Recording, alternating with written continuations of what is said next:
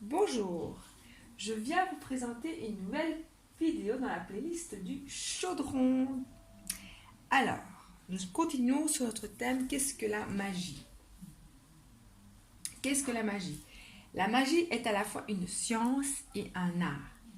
C'est une science dans la mesure où elle exige des méthodes et des savoirs traditionnels. C'est un art en ce sens que vous devez suivre votre intuition et votre créativité. Les différentes magies. Il existe plusieurs types de magie, mais les plus usuelles sont les suivantes.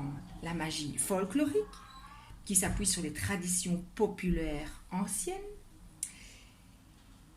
La magie naturelle, qui se sert des plantes, des pierres, notamment j'ai un ici, des pierres, des bougies, pour canaliser l'énergie. Elle fait aussi appel aux planètes. La magie cérémonielle, qui s'appuie sur des rituels élaborés, des formules, des costumes aussi. On parle parfois aussi de haute magie. La magie sympathique, qui consiste à utiliser un objet évocateur. Ça peut être ici, je ne sais plus son nom maintenant, le bol tibétain. Un objet évocateur pour en représenter un autre. Par exemple, ça peut être tout simplement un objet plus usuel, comme par exemple l'arrosoir pour évoquer l'eau. On parle aussi de magie noire, magie rouge et magie blanche. La magie noire et la magie rouge a pour but de nuire aux autres ou de manipuler leur libre arbitre, alors que la magie blanche n'est utilisée qu'à des fins positives. Mais il existe entre les deux une zone tampon, une zone grise, on pourrait dire. Jeter un sort pour que l'élu de votre cœur vous aime en retour peut sembler positif, mais la manipulation exercée sur autrui renvoie à la magie noire ou rouge. La plupart des gens réservent le terme magie noire aux invocations des forces du mal, des forces sombres, des énergies basses. Parlons un peu sorcière, wiccan et néo-païenne. Alors, pour certains, ces termes sont interchangeables. Ils recouvrent pourtant des réalités différentes. Sorcières et sorciers utilisent la magie pour manipuler l'énergie de l'univers afin de parvenir au but souhaité. Leur religion, par contre, est indépendante de ces pratiques. Tandis que les Wiccans suivent, eux, une religion néo-païenne, fondée sur des convictions et des rites pré-chrétiens et sur le culte de la terre. Ils respectent beaucoup les traditions proches de la magie cérémonielle. Beaucoup pratiquent la magie, mais ce n'est pas une obligation, même s'ils se désignent comme des sorciers. Beaucoup se contentent d'honorer des cycles de saison, la lune, les dieux, sans utiliser la magie à des fins personnelles.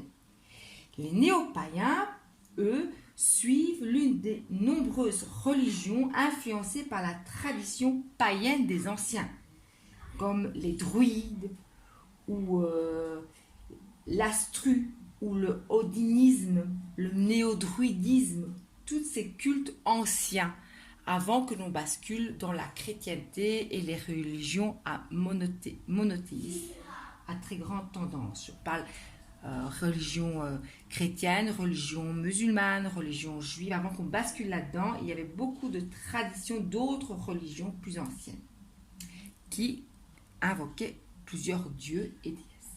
Et donc, ces sorciers et sorcières issus de ces religions néo-païens pratiquent cette magie-là, tournée vers ces religions-là.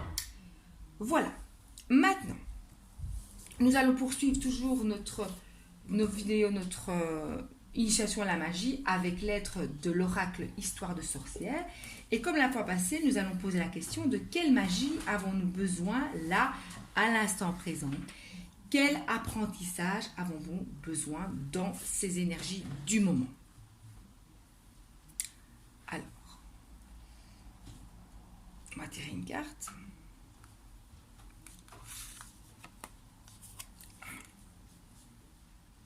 Connecté à Gaïa, élément terre.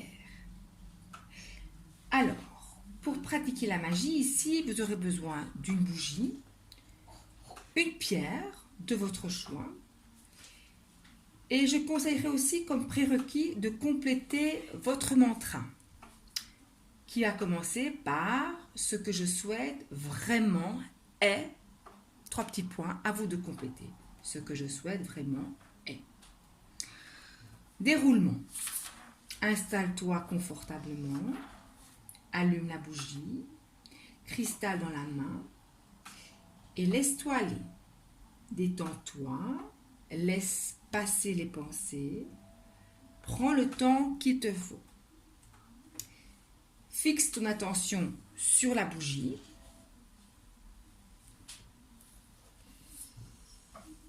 Te paraît-elle chaude, forte, réconfortante? Fixe ton attention sur la pierre.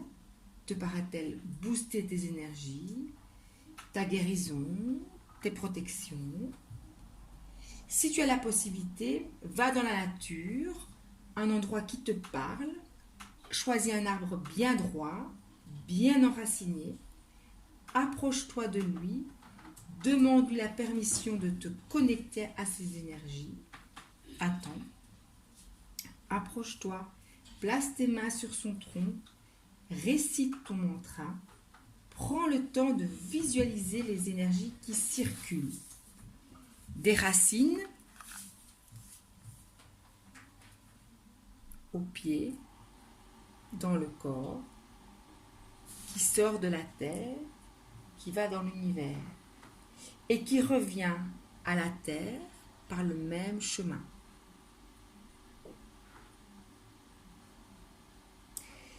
Visualisez le négatif qui sort et le positif qui en revient. Ressens la transmutation des choses qui te revient en quelque chose de bon pour toi. Prends le temps et surtout remercie 3 fois plus qu'une.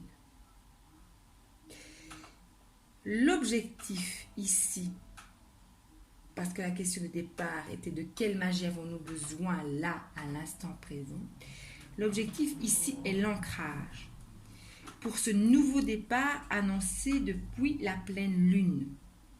Je vous recommande d'aller voir le tirage de la pleine lune dernière. La situation est quelque peu stressante.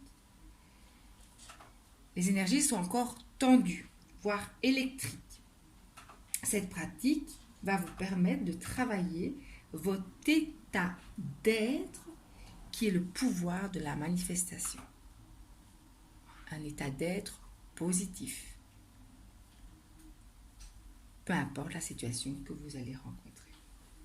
Voilà à quoi va servir cet apprentissage de cette magie ici. Voilà. Je vous dis à très bientôt pour une prochaine vidéo dans le chaudron de la sorcière.